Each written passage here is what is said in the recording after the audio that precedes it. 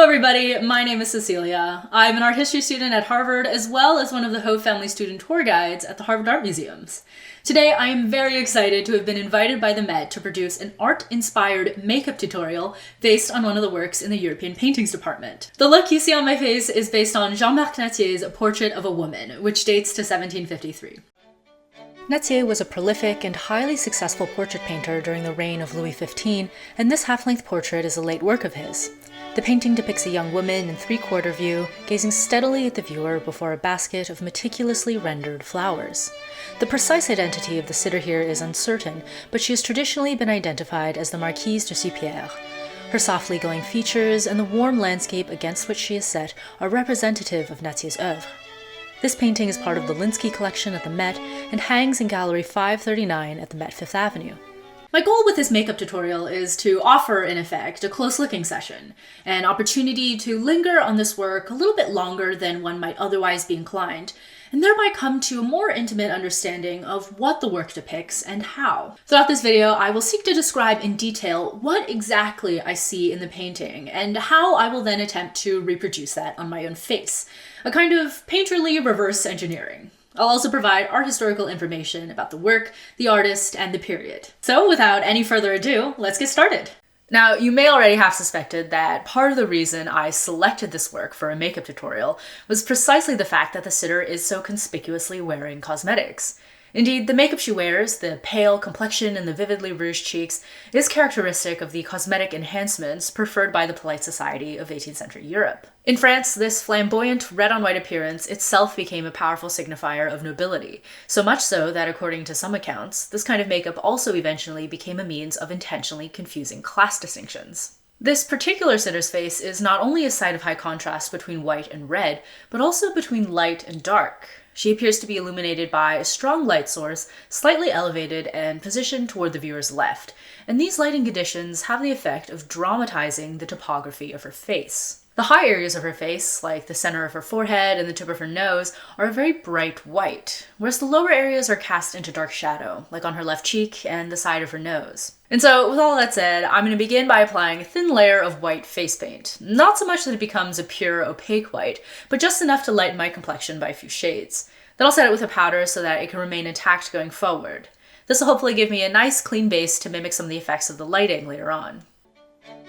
Nattier's depictions of aristocratic women tend to be highly conventionalized, but this sitter's exceptionally bright cheeks, unflinching gaze, and tightly coiled hair suggest that the artist paid close attention to the idiosyncrasies of her particular appearance. Elements of this portrait seem to evoke poetic similes about the sitter's beauty. The skin on her left shoulder and chest appears almost to dissolve into her gown, perhaps inviting a comparison between the fine fabric and her flawless ivory complexion. Her elegantly poised right hand is tipped with the same white touches as the flower she holds, her fingers as bright, as dewy, and as delicate as the petals. Great, so I think this gives us a pretty good baseline of fairness. As you saw, I took the face paint through my eyebrows in order to lighten them, as my own brows are darker than the sitter's taupish blonde ones. And now I'm actually going to move on to the eyes before I address the rest of the complexion, those shadows and those arresting rouged cheeks. The sitter's eyes, of course, are a very different shape from my own, not least because the sitter has eyelid creases and I do not. And so in order to simulate those, I'm actually going to use lash glue to kind of give myself a temporary eyelid crease or fold. But beyond that, the inner corners of her eyes are a delicate pink, echoing the flush on her cheeks. And if you look closely enough, you can see that Nattier has actually placed a stripe of white paint along her bottom waterlines.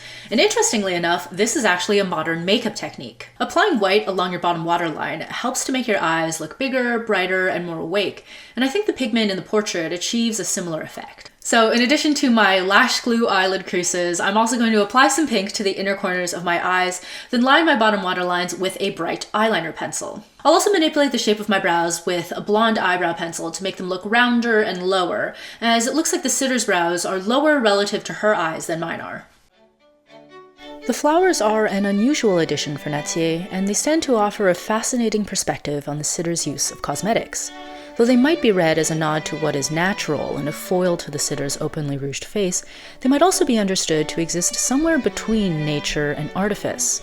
The choicest blooms plucked from their original contexts and arranged alongside other perfect specimens, the flowers might be said to have undergone as much idealizing, artful intervention as the painted lady who holds them.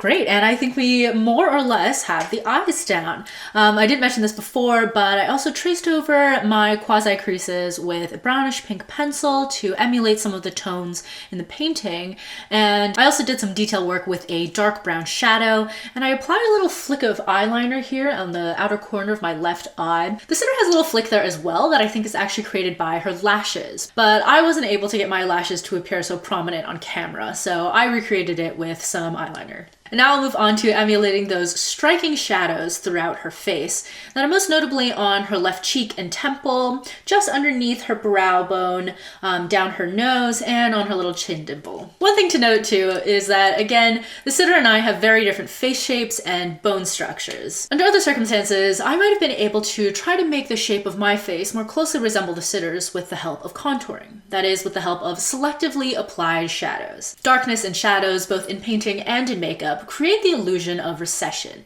So I might have been able to apply, say, a darker color on the outside of my jaw to make it look narrower, like the sitter's. However, because the shadows on the sitter's face in this particular portrait are so striking and so unique, there's a little bit less that I can do that would go unnoticed. So I'm just going to try my best to recreate those shadows that are so visible on the sitter's face. I'm going to take this taupish gray powder and just apply it to all the areas I mentioned before, wherever we see those dark shadows. Discourse about painting's artifice dates to antiquity, and it became increasingly fraught in the artistic and social climate of 18th century France.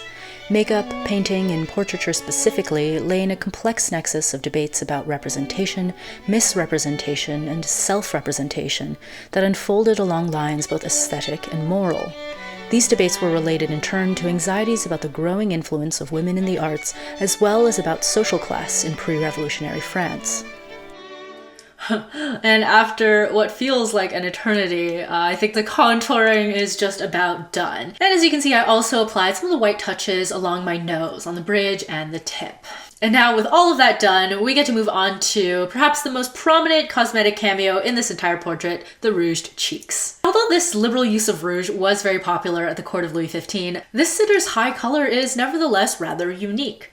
Her cheeks are not merely pink, but almost outright red.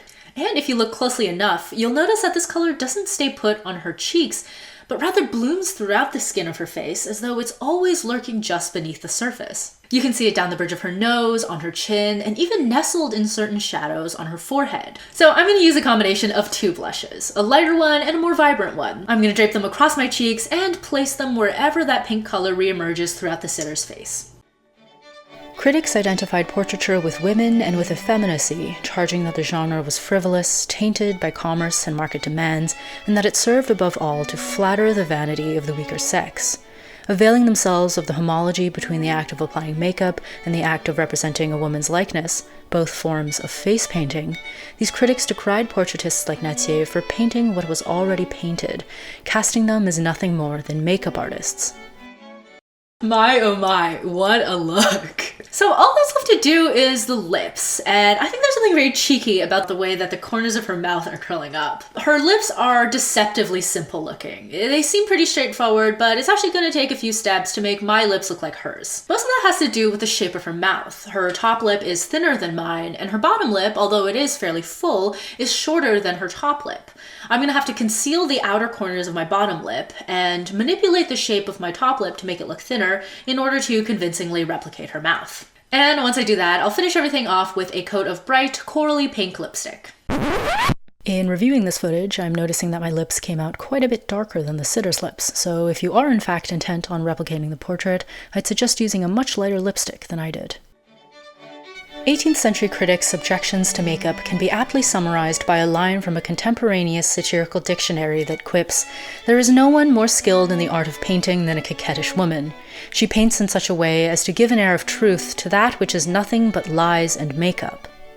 In light of this, Nattier's portrait, a painted depiction of a painted lady that now stands in for an identity lost to time, might invite us to consider what it is to be real or true in the realm of representation. And with that, I think that just about does it.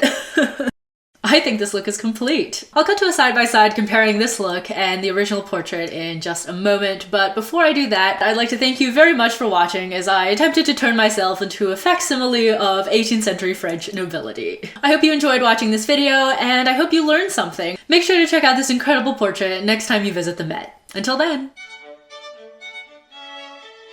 Many thanks to David Pullins, the European Paintings Department at the Met, and to everybody else who helped make this video a reality.